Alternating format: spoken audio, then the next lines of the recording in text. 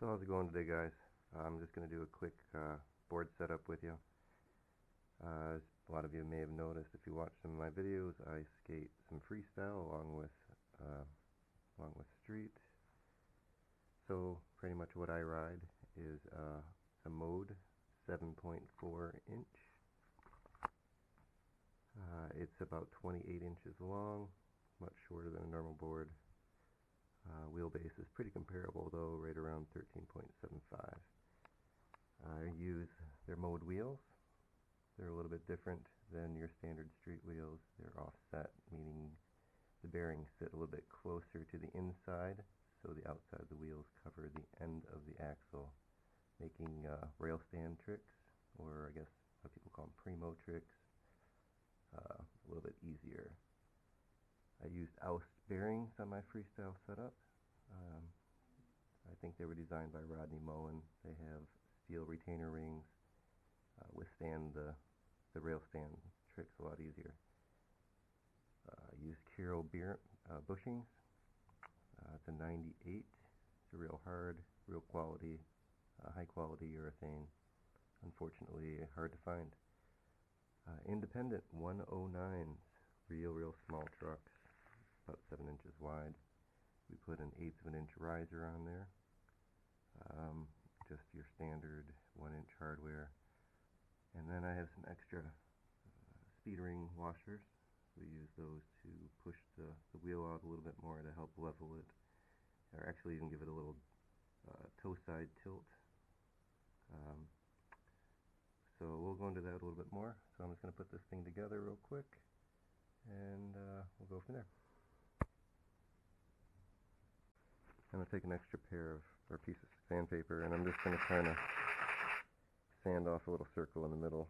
I do a lot of footwork called walk the dogs, where your foot kind of stays in the middle of the board, pivots around it, and it just helps reduce some of the friction, makes it go a little more smooth. So here's the skid plates. These are also made by Mode Skateboards. Mode is owned and operated by Terry Sinnott. He's a professional freestyle skater. I really like his boards. Like I said, they're pressed by Chapman, who makes Zoo York, along with a couple other high-quality brands. Made in the U.S., top-notch wood. I like them a lot. So he being Terry Sinnott, screen prints them himself, which is pretty cool. And then he makes the skid plates himself as well. So, pretty cool. So we're going to go ahead and put those on. Alright, so we've got our skid plates in place. Basically, these are held in place with, I don't know, they used to be called sex bolts or rat nuts, all kinds of different names to them, T-bolts. So basically there's a nut that you countersink in, a bolt that holds it in. The skid plate provides a slick surface for us to do our footwork on, so we don't razor the tail. And then in addition, it provides some stability and strength, kind of sisters the wood, if you will, for pogos and 50-50 truck stand tricks. So I kind of get these in place where I want them, clamp them on with some spring clamps. I leave some room on the edge here, and when I'm satisfied it's where I like it, I go ahead and put a couple pilot holes in there, and then follow that up with a 732 drill bit. I'm going to screw these puppies on, and then we'll go on to the next step.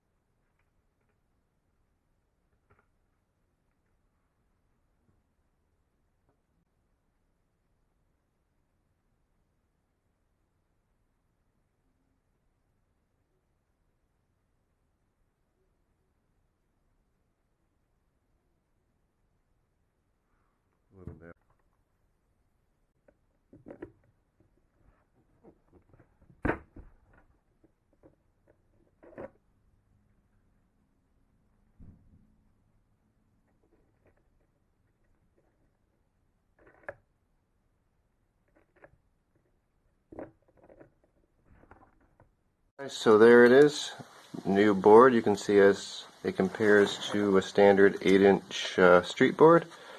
So that's my 8-inch toy machine, 139 Independence, Spitfire wheels, Bones bushings, shake junt bearings. So pretty similar size, a little bit smaller. The ends are blunted, make it just a little easier for me to do pogos. Edges are parallel, making it a little bit easier for me to get on the rails and do those flippity flips. Alright guys, well, I gotta go.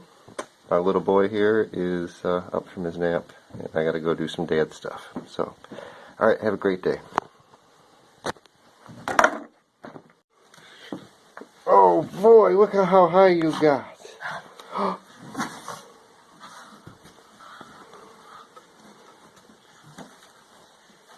Good job, buddy.